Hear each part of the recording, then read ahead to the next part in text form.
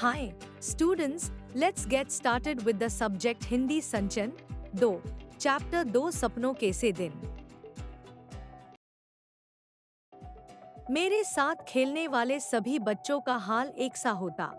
नंगे पांव, फटी मैली सी कच्छी और टूटे बटनों वाले कई जगह से फटे कुर्ते और बिखरे बाल।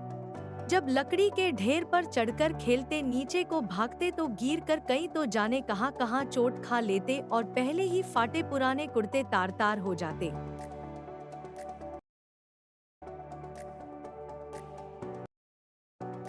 पीटने लगते तो यह ध्यान भी नहीं रखते कि छोटे बच्चे के नाक मुंह से लहू बहने लगा है या उसके कहां चोट लगी है। परंतु इतनी बुरी पिटाई होने पर भी दूसरे दिन फिर खेलने चले आते। यह बात तब ठीक से समझ आई जब स्कूल अध्यापक बनने के लिए एक ट्रेनिंग करने गया और वहां बालमनोविज्ञान का विषय पढ़ा। ऐसी बातों के बारे में तभी जान पाया कि बच्चों को खेलना क्यों इतना अच्छा लगता है कि बुरी तरह पिटाई होने पर भी फिर खेलने चले आते हैं। मेरे साथ खेलने वाले अधिकतर साथी हमारे जैसे ही परिवारों से हुआ करते थे।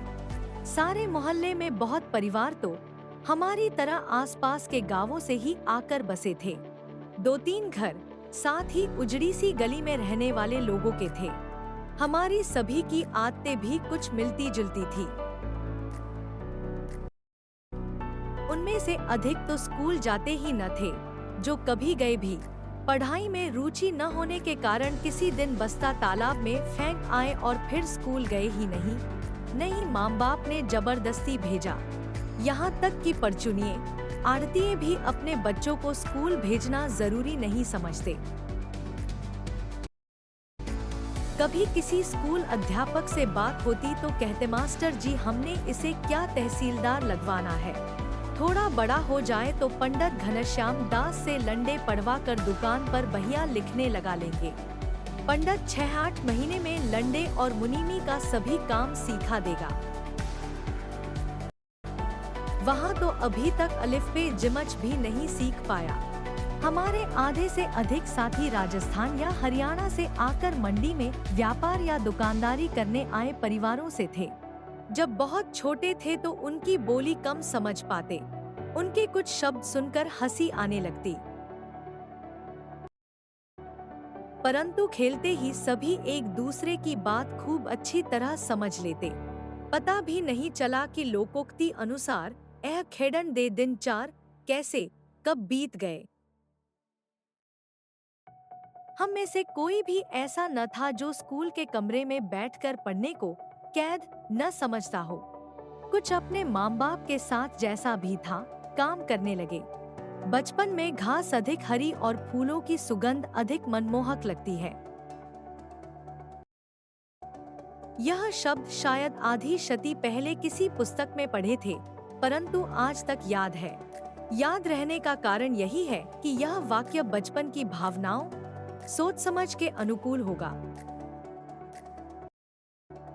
परंतु स्कूल के अंदर जाने से रास्ते के दोनों ओर जो अलियार के बड़े ढंग से कटे छांटे झाड़ उगे थे, जिन्हें हम डंडिया कहा करते, उनके नीम के पत्तों जैसे पत्तों की महक आज तक भी आंख मूंद कर महसूस कर सकता हूँ। उन दिनों स्कूल की छोटी क्यारियों में फूल भी कई तरह के उगाए जाते थे, जिनमें गुलाब, गेंदा और मोतिया की दूध सी सफेद कलियां भी हुआ करती। ये कलियां इतनी सुंदर और खुशबूदार होती थी कि हम चंदू चपड़ासी से आंख बचाकर कभी कभार 1-2 तोड़ लिया करते। उनकी बहुत तेज सुगंध आज भी महसूस कर पाता हूँ।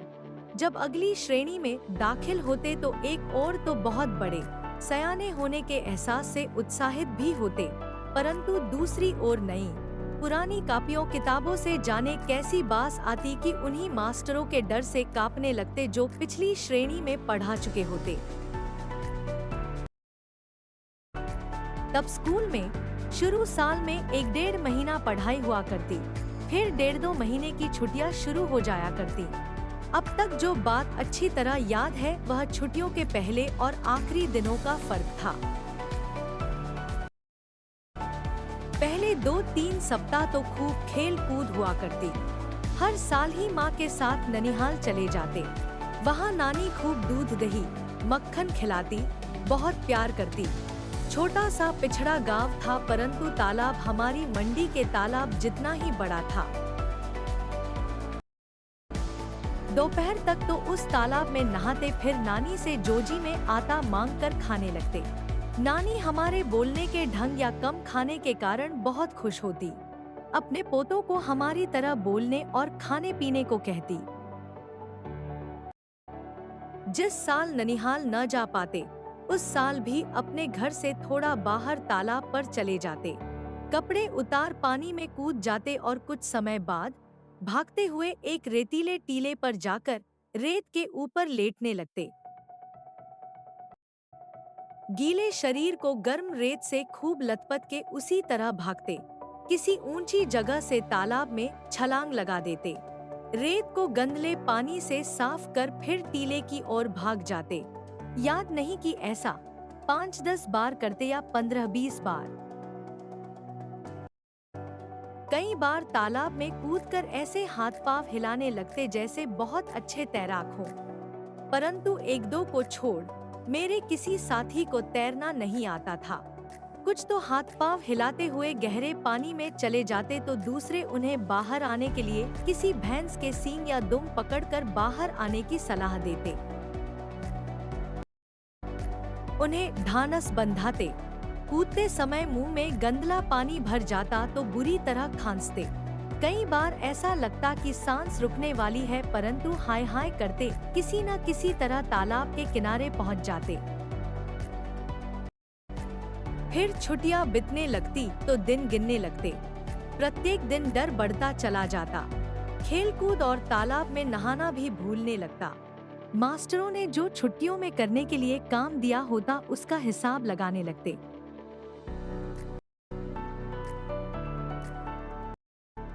एक एक दिन गिनते 10 दिन खेलकूद में और बीत जाते।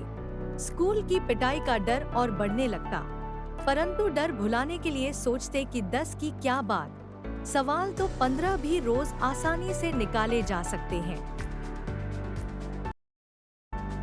जब ऐसा हिसाब लगाने लगते तो छुट्टियां कम होते होते जैसे भागने लगती, दिन बहुत छोटे लगने लगते। ऐसा मालूम होता जैसे सूरज भागकर दोपहरी में ही छिप जाता हो। जैसे जैसे दिन छोटे होने लगते स्कूल का भय बढ़ने लगता।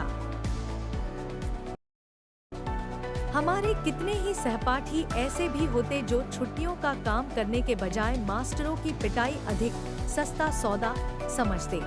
हम जो पिटाई से बहुत डरा करते, उन बहादुरों की भांति ही सोचने लगते। ऐसे समय हमारा सबसे बड़ा नेता ओमा हुआ करता।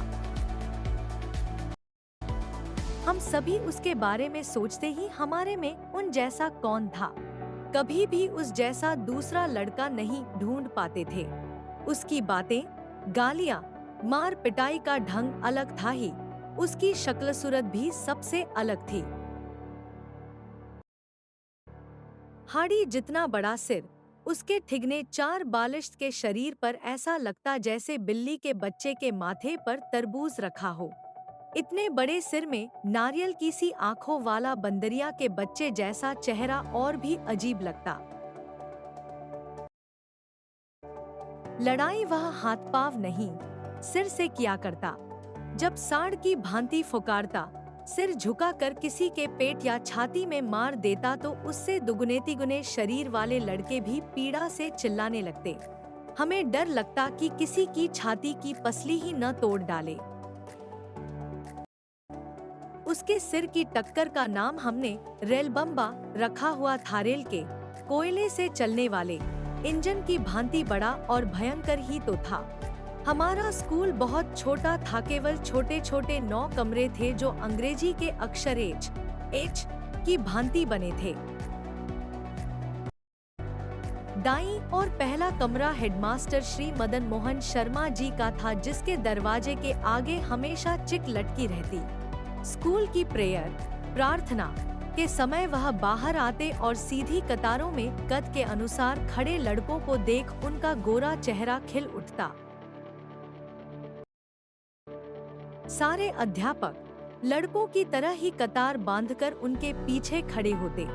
केवल मास्टर प्रीतम चंद पीटी लड़कों की कतारों के पीछे खड़े खड़े यह देखते थे कि कौन सा लड़का कतार में ठीक नहीं खड़ा। उनकी घुड़की तथा ठुट्टों के भय से हम सभी कतार के पहले और आखिरी लड़के का ध्यान रखते, सीधे कतार में बने रहने का प्रयत्न करते।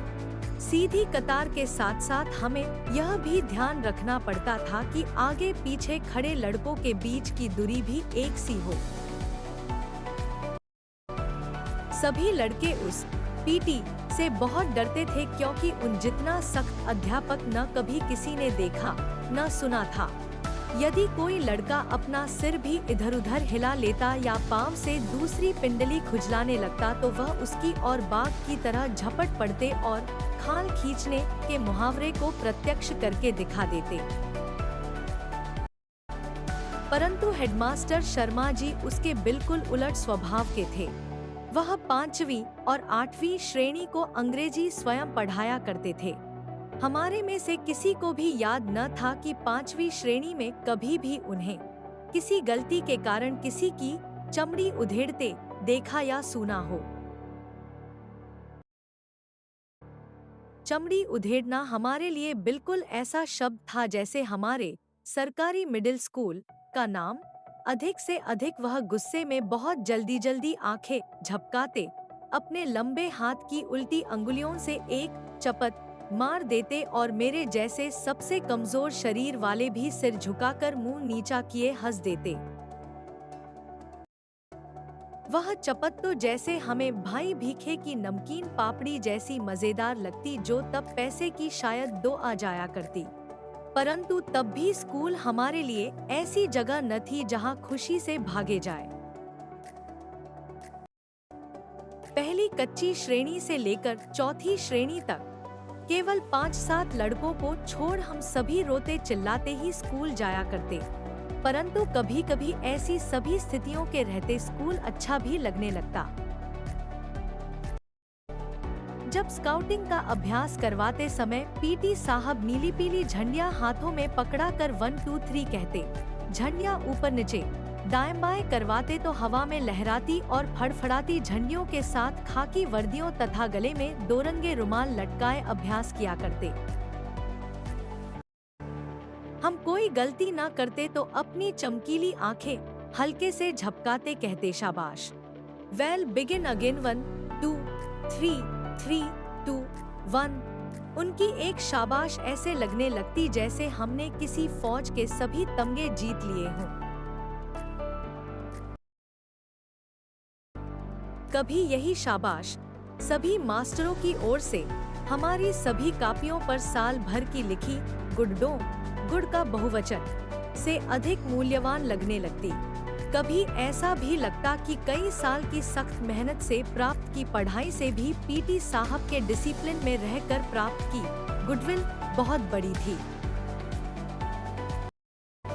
Pronto ia pia sayas rada ki jais gurul vara kaya pai gia kada kardis mimataya karkastigo. Kevai se hi prem jayak taya hai. Isa ya hai pieti saya happy party mari prem ki pavna jjt. यह ऐसा भी है कि आपको रोज फटकारने वाला कोई अपना यदि साल भर के बाद एक बार शाबाश कह दे तो यह चमत्कार सा लगने लगता है। हमारी दशा भी कुछ ऐसी हुआ करती। हर वर्ष अगली श्रेणी में प्रवेश करते समय मुझे पुरानी पुस्तकें मिला करती। हमारे हेडमास्टर शर्मा जी एक लड़के को उसके घर जाकर पढ़ाया करते थे। वे धनाढ़ लोग थे। उनका लड़का मुझसे 1-2 साल बड़ा होने के कारण मेरे से एक श्रेणी आगे रहा। हर साल अप्रैल में जब पढ़ाई का नया साल आरंभ होता तो शर्मा जी उसकी 1 साल पुरानी पुस्तकें ले आते। हमारे घर में किसी को भी पढ़ाई में दिलचस्पी न थी। यदि नई किताबें लानी पड़ती, जो तब 1-2 रुपए में आ जाया करती, तो शायद इसी बहाने पढ़ाई तीसरी-चौथी श्रेणी में ही छूट जाती। कोई 7 साल स्कूल में रहा तो एक कारण पुरानी किताबें मिल जाना भी था। कापियों पेंसिलों, होल्डर या स्याहीदवात में भी मुश्किल से 1-2 रुपए साल भर में खर्च हुआ करते। परंतु उस जमाने में 1 रुपया भी बहुत बड़ी रकम हुआ करती थी। 1 रुपए में 1 सेर घी आया करता और 2 रुपए की 1 मन 40 सेर गंदम। इसी कारण खाते पीते घरों के लड़के ही स्कूल जाया करते।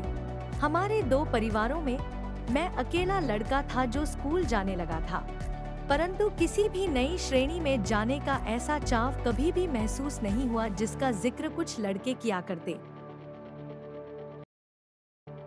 अजीब बात थी कि मुझे नई कापियों और पुरानी पुस्तकों में से ऐसी गंध आने लगती कि मन बहुत उदास होने लगता था। इसका ठीक कारण तो कभी समझ में नहीं आया, परंतु जितनी भी मनोविज्ञान की जानकारी है उस अरुचि का कारण यही समझ में आया कि आगे की श्रेणी की कुछ मुश्किल पढ़ाई और नए मास्टरों की मारपीट का भय ही कहीं भीतर जमकर बैठ गया था। सभी तो नए न होते थे, परंतु 2-3 हर साल ही वह होते जो कि छोटी श्रेणी में नहीं पढ़ाते थे। कुछ ऐसी भी भावना थी कि अधिक अध्यापक 1 साल में ऐसी अपेक्षा करने लगते कि जैसे हम हरफन मौला हो गए हों। यदि उनकी आशाओं पर पूरे नहीं हो पाते तो कुछ तो जैसे चमड़ी उधेड़ देने को तैयार रहते। इन्हीं कुछ कारणों से केवल किताबों कापियों की गंध से ही नहीं, बाहर के बड़े गेट से 10-15 गज दूर स्कूल के कमरों तक रास्ते के दोनों ओर जो अलियार के झाड़ उगे थे उनकी गंध भी मन उदास कर दिया करती। परंतु स्कूल 1-2 कारणों से अच्छा भी लगने लगा था। मास्टर प्रीतमचंद जब हम स्काउटों को परेड करवाते तो लेफ्ट राइट की आवाज या मुंह में ली विसल से मार्च कराया करते। फिर राइट टर्न या लेफ्ट टर्न या अबाउट टर्न कहने पर छोटे छोटे बूटों की एड़ियों पर दाएं बाएं या एकदम पीछे मुड़कर बूटों की ठक ठक करते अकड़कर चलते तो लगता जैसे हम विद्यार्थी नहीं, बहुत महत्वपूर्ण आदमी होम फौजी जवान। दूसरे विश्व युद्ध का समय था, परंतु हमारी नाभा रियासत का राजा अंग्रेजों ने 1923 में गिरफ्तार कर लिया था और तमिलनाडु में कोडाईकनाल में ही जंग शुरू होने से पहले उसका देहांत हो गया था।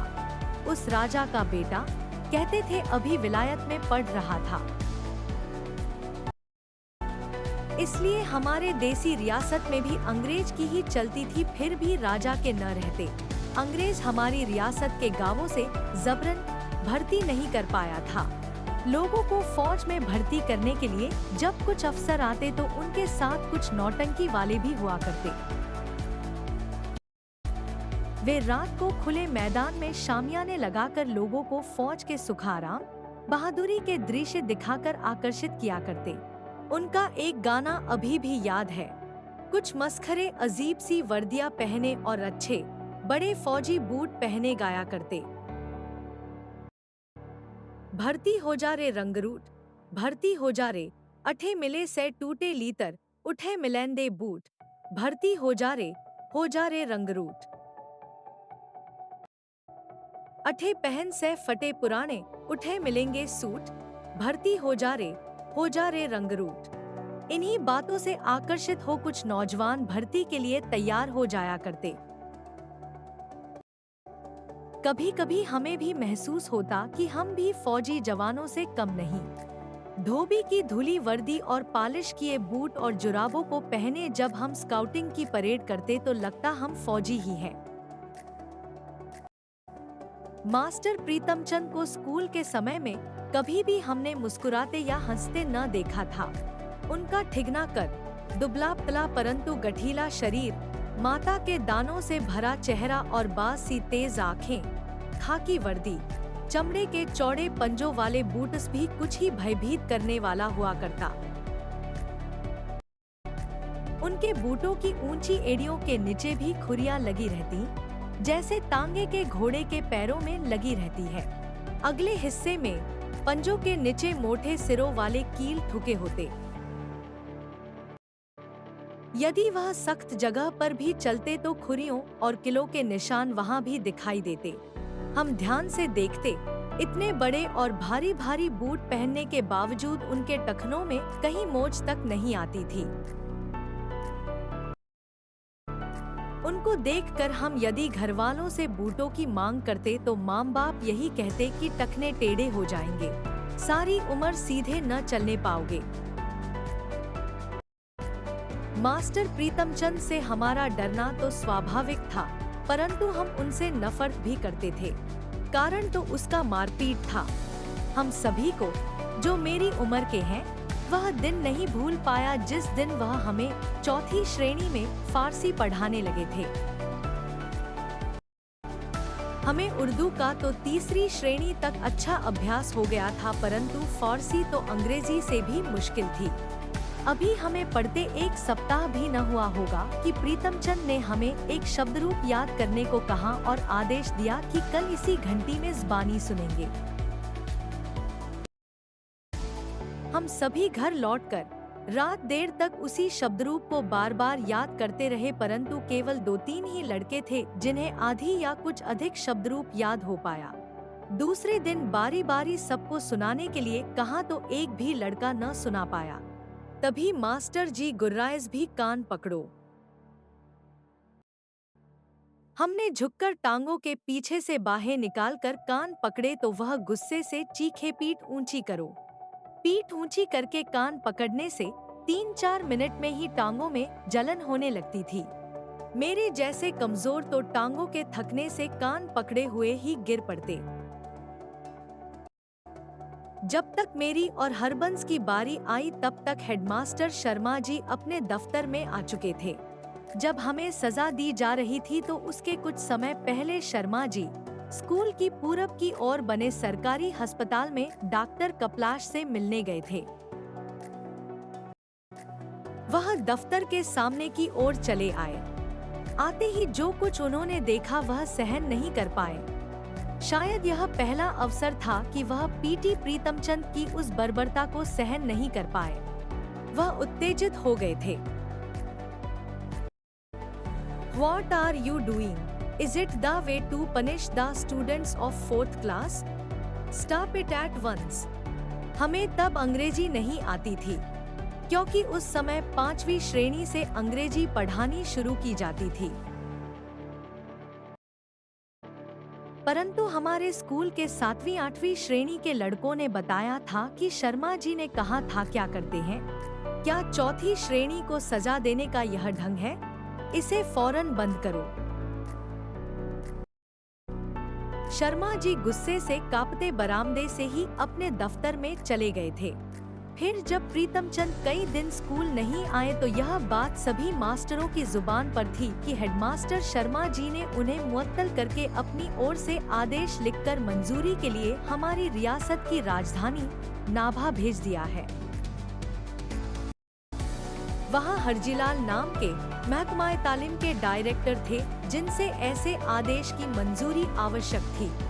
उस दिन के बाद यह पता होते हुए भी कि पीटी प्रीतमचंद को जब तक नाभा से डायरेक्टर बहाल नहीं करेंगे तब तक वह स्कूल में कदम नहीं रख सकते। जब भी फारसी की घंटी बजती तो हमारी छाती धक धक करती फटने को आती, परंतु जब तक शर्मा जी स्वयं या मास्टर नौहरिया राम जी कमरे में फारसी पढ़ाने न आ जाते, हमारे चेहरे मुरझाए रहते। फिर कई सप्ताह तक पीटी मास्टर स्कूल नहीं आए। पता चला कि बाजार में एक दुकान के ऊपर उन्होंने जो छोटी छोटी खिड़कियों वाला चौबारा किराए पर ले रखा था, वहीं आराम से रह रहे थे। कुछ 7वीं-8वीं के विद्यार्थी हमें बताया करते कि उन्हें मुअत्तल होने की रति भर भी चिंता नहीं थी।